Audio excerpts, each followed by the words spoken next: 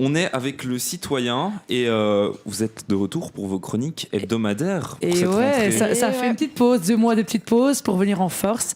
Et on s'est amélioré et on espère que ça vous plaira. Sur un thème mystère en plus. Ouais. Du coup, on voulait vous poser une question. Quel est selon vous le problème de la Belgique ? Oh là là, il y en a Les 7 gouvernements là, ou je sais plus trop quoi. Il y en a beaucoup. un problème. Ouais.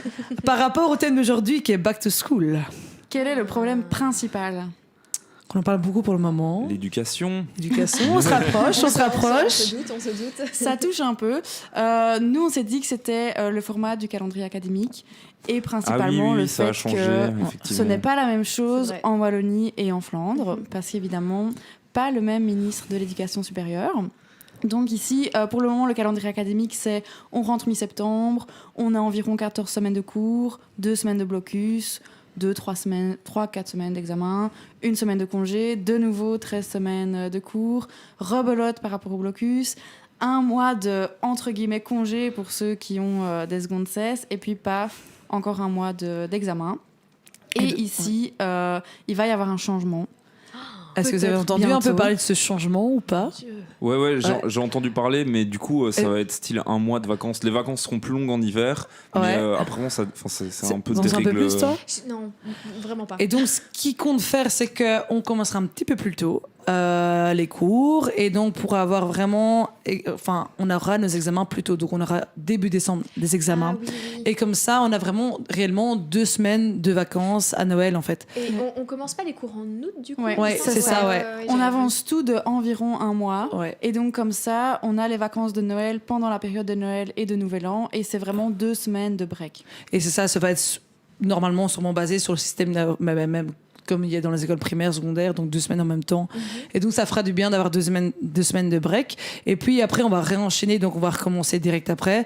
Et on aura notre session de juin qui sera fin mai, début juin, pour qu'il y ait la deuxième cesse en fin juin, début juillet. Et pour que tout le monde, en fait, ait un bon mois et demi de vacances, quoi. Et donc, pour enchaîner tout ça. Et donc, voilà, on voulait voir un peu ce que vous en pensez de ce peut-être nouveau système. Pour le moment, c'est pas acté, mais on parle un peu de plus en plus. Vous, en tant qu'étudiant, qu'est-ce que vous en pensez ? C'est une excellente question. Alors moi, j'avoue qu'en tant qu'étudiante, je me suis souvent plainte de rarement me sentir en vacances. Ouais. C'est un gros problème. C'est ça, parce qu'il y a toujours les secondes sessions. Et puis quand il n'y a pas les secondes sessions, il y a le stress de l'attente des résultats. Comme par exemple pendant la courte semaine de janvier où on attend et du coup on ne profite pas totalement. Ouais. C'est ça. Et puis on réenchaîne directement avec les cours. Ce qu'il y a comme vraiment point positif de cette réforme, ce serait des vacances pour tout le monde en même temps, en fait. En juillet et en août, sans devoir se dire « Ah, j'ai ma seconde cesse, je profite d'1 mois de vacances, mais en même temps, je pense déjà à mes examens. » Ce serait vraiment, on a déjà fait la seconde cesse, tout est joué, carte sur table. Ouais, mais du coup, moi, j'ai vu comme point positif que je m'imaginais, c'était que justement tout le monde aurait des grosses vacances en hiver et genre t'as pas à penser à la seconde cesse à ce moment-là, ça c'est cool. Mais genre dans les points négatifs, c'est que genre la seconde session va être genre super décalée, ou va être genre directement après les examens de juin. C'est ça qui est compliqué. Et ça, franchement, je pense que genre les gens qui viennent de subir une session d'examen se retaper une direct après, c'est la S, quoi. Ça va être assez lourd psychologiquement parce que déjà ici les blocus sont assez difficiles. Alors en enchaîner 2, on sait pas exactement combien de temps de pause on aura entre la première session et la seconde session parce qu'il faut quand même laisser le temps au prof de corriger les examens et puis d'organiser la seconde session. Mais bon, 2 semaines de congé, ce serait sans doute le maximum. On ne sait pas exactement. Ça reste quand même assez peu. C'est léger. C'est léger et on se dit... C'est quand même un gros point faible, quoi. Alors, souhaite il y ait des vacances, etc. Mais est-ce que, en tant qu'étudiant, t'es déjà en dépression pendant tes blocus et t'enchaînes ta session? Est-ce que toi, tu te sens faire après une session directe? Ça équivaudrait à genre 2 mois de blocus examen parce que en soi, c'est 2 semaines de blocus, 3 semaines d'examen, 1 semaine de congé ou 2, et puis de nouveau 2 semaines de blocus, 3 semaines d'examen. C'est assez long, quoi. Sachant que quand on a une seconde session, et a fortiori quand on a une grosse seconde session, on a l'avantage d'avoir 1 mois et demi pour c'est ça. étudier les beaucoup matières, plus etc. le temps, prendre le temps d'étudier un peu à notre rythme, ce qui parfois est le problème des premières sessions. Moi, je connais plein de gens qui ratent souvent la session de janvier, la session de juin, qui se rattrapent sur la session d'août parce qu'au final, ils ont 1 mois et demi pour étudier, prendre le temps de pouvoir se dire le soir, je vois quand même des amis, je vois quand même la famille, je fais des activités, et la journée, j'étudie à fond, que pendant les vrais blocus, on fait pas ça, quoi. Après, il faut se dire aussi, allez, imagine, t'es arrêté avec 9, t'as le temps, en fait, de revoir ce qui n'allait pas, et donc c'est encore clair dans dans ta tête, Ouais, quoi. c'est Et clair. donc c'est ça. Mais en tout cas, pour le moment, c'est pas acté. Non. Et donc Parce voilà. que c'est une décision politique, donc il va falloir la voter, c'est un décret. Les différents recteurs des universités et des hautes écoles se sont plus ou moins mis d'accord sur plusieurs points, dont les vacances et le rythme de travail vacances. Mais la ministre a dit, on ne sait pas quand ça passera. Monsieur Blondel avait dit au soir, on aimerait bien que ce soit pour la rentrée 2023, mais rien n'est sûr. Mais ça Ça- clairement, c'est genre, chaud, hein. est-ce que ce serait pas juste plus malin, je sais que genre politiquement c'est pas possible, mais genre que les étudiants puissent voter, genre, Ouais.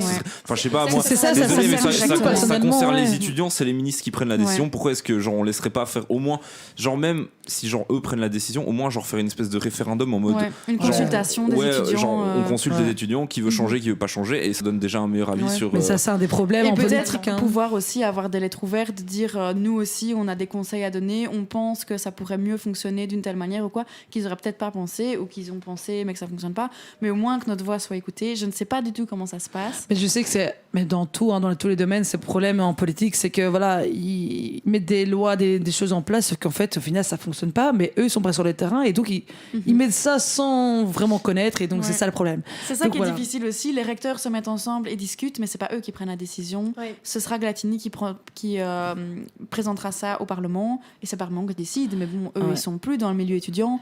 Limite, ce sont nos recteurs qui décident. C'est déjà un peu plus dans la Ouais. vie étudiante que Ouais, les ouais, de ministres, quoi.